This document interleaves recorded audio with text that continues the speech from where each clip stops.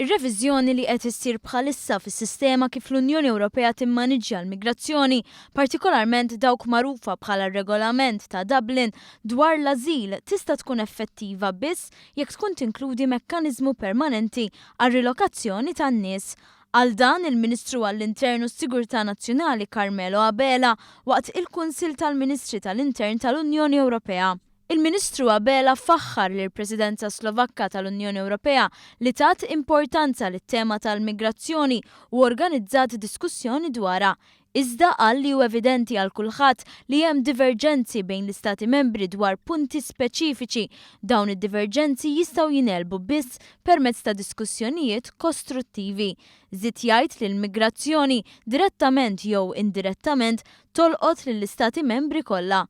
U għalaqa tajjeb il-fatt li d-diskussjoni żviluppat minn fuq is-solidarjetà flessibbli għal fuq is-solidarjetà effettiva.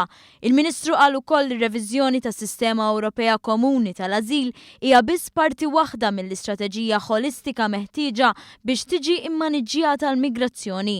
Fakkar li l-Presidenza imminenti Maltija tal-Kunsill tal-Unjoni Ewropea li se tipprioritizza l-ħidma tal-Unjoni Ewropea dwar il-migrazzjoni se tiffoka fuq l-aspetti kollha ta' din l-istrateġija ħolistika.